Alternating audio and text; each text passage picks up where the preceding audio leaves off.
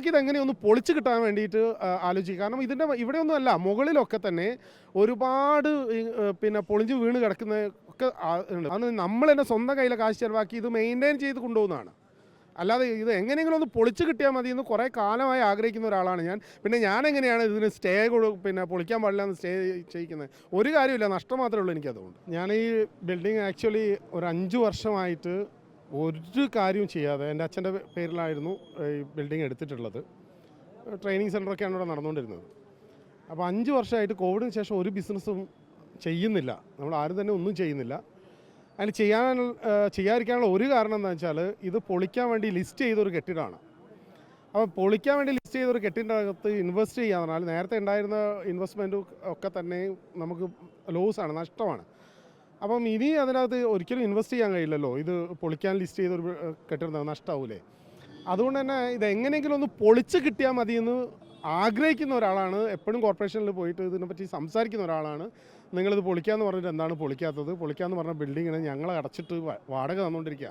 ഈ അടച്ചിട്ട് വാടക കൊടുക്കുന്നതെന്ന് വെച്ചാൽ കുറേ വർഷങ്ങളായിട്ട് നമ്മൾ കൈവശം വെച്ചിരിക്കുന്ന ഒരു ബിൽഡിംഗ് അല്ലേ. അപ്പോൾ ഒരു സുപ്രഭാതത്തിൽ നമുക്കിത് നിർത്തിപ്പോയി കഴിഞ്ഞാൽ പിന്നെ നമുക്കൊരിക്കലും ഇത് പൊളിച്ച് പുതിയ കെട്ടിടം പണിയുമ്പോൾ നമുക്ക് ഈ ബിൽഡിംഗ് തരൂല അവർ. അപ്പം ഇത് ഇനി പുതിയ ബിൽഡിംഗ് ആയിട്ട് ബീച്ചിൽ നല്ലൊരു പുതിയ ബിൽഡിംഗ് വരുമ്പോൾ ഇതേ സ്പേസ് തന്നെ നമുക്ക് കിട്ടുമെന്നുള്ള ഒരു ധാരണേൻ്റെ അല്ലെങ്കിൽ ഒരു ചിന്ത തന്നെ സ്വാഭാവികമായിട്ട് കോർപ്പറേഷൻ അങ്ങനെ ചെയ്യാറുണ്ടെന്നാണ് മനസ്സിലാക്കിയത്. അതായത് ഈ ഫിറ്റ്നസ് സെൻറ്റർ പ്രവർത്തിക്കുന്നില്ലേ ഇപ്പോൾ? ഇല്ല, 5 വർഷമായിട്ട് ഇതിൽ ഞങ്ങൾ ഒരു സാധനവും നടക്കുന്നില്ല. 4-5 വർഷത്തിലധികമായിട്ട് കോവിഡിന് ശേഷം തീരെയില്ല, ഒരു പരിപാടി നടക്കും. ഇവിടെ എല്ലാവർക്കും അറിയുന്ന കാര്യമാണ്, ഒന്നും ചെയ്യുന്നില്ല. കടമുറികൾ കൈവശമുള്ള ഈ വ്യാപാരികൾ ആരെങ്കിലും കോടതിയെ സമീപിച്ചതായിട്ട് അറിയുമോ? ഇല്ല, ഇവിടെ ആരും അങ്ങനെ സമീപിച്ചതായിട്ട് എനിക്കറിയില്ല.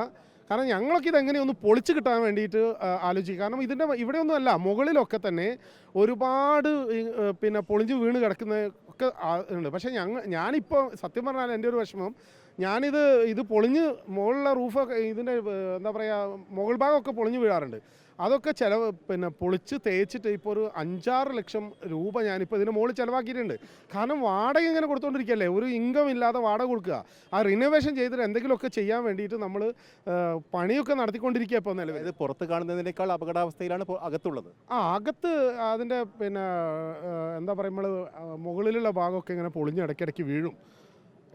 അതൊക്കെ ഞങ്ങൾ കമ്പിയൊക്കെ പുറത്ത് വരുന്നത് തേച്ചൊക്കെ റെഡിയാക്കി ഇപ്പോൾ മെയിൻ്റനൻസ് വർക്ക് നടത്തിക്കൊണ്ടിരിക്കുക. പൊളിഞ്ഞു വീഴുന്നതൊക്കെ നമ്മൾ ശരിയാക്കിക്കൊണ്ടിരിക്കുക. കോർപ്പറേഷൻ പറഞ്ഞത് നിങ്ങൾക്ക് പറ്റില്ല, ഇറങ്ങിപ്പോയിക്കോ എന്നുള്ള രീതിയിൽ അവർ സമീപനം. കാരണം നമ്മൾ ഇത്രയും വാടക, ലക്ഷക്കണക്കിന് ഉറുപ്പിക വാടക കൊടുത്തിട്ടാണ് ഇത് കൊണ്ടുവന്നത്. അപ്പം ഒരു പെട്ടെന്ന് നമുക്ക് ഇറങ്ങിപ്പോകാൻ പറ്റില്ലല്ലോ. അതൊന്ന് നമ്മൾ തന്നെ സ്വന്തം കയ്യിലെ കാശ് ചിലവാക്കി ഇത് മെയിൻറ്റെയിൻ ചെയ്ത് കൊണ്ടുപോകുന്നതാണ്. അല്ലാതെ ഇത് എങ്ങനെയെങ്കിലും ഒന്ന് പൊളിച്ച് കിട്ടിയാൽ മതി എന്ന് കുറേ കാലമായി ആഗ്രഹിക്കുന്ന ഒരാളാണ് ഞാൻ. പിന്നെ ഞാനെങ്ങനെയാണ് ഇതിന് പിന്നെ പൊളിക്കാൻ പാടില്ല എന്ന് സ്റ്റേ ചെയ്യിക്കുന്നത്? ഒരു കാര്യമില്ല, നഷ്ടം മാത്രമേ ഉള്ളൂ എനിക്കതുകൊണ്ട്. ഏതായാലും ഒരു വ്യാപാരി കോടതിയെ സമീപിച്ച് സ്റ്റേ വാങ്ങി, അത് വലിയ പ്രശ്നമാണ് എന്നൊക്കെയായിരുന്നു നഗരസഭയുടെ ഭാഗത്ത് നേരത്തെ വന്നിരുന്ന വിശദീകരണം. ആ വ്യാപാരി അല്ലെങ്കിൽ ആ അഭിഭാഷകൻ ഇദ്ദേഹമാണ് എന്നായിരുന്നു നേരത്തെ പറഞ്ഞിരുന്ന ചില അഭ്യൂഹങ്ങളൊക്കെ. പക്ഷേ അദ്ദേഹം അത് നിരാകരിക്കുകയാണ്, താൻ കോടതിയെ സമീപിച്ചിട്ടില്ല. അതോടൊപ്പം തന്നെ ഇത് എത്രയും പെട്ടെന്ന് പൊളിച്ചു നീക്കിയാൽ അത്രയും ഗുണകരം എന്നുള്ളൊരു നിലപാട് സ്വീകരിക്കുന്ന ഒരാളാണ് താൻ എന്നാണ് അദ്ദേഹം പറയുന്നത്. ഷനിൽ കടനൊപ്പം reporter AK Abhilash, in reporter, Kozhikode.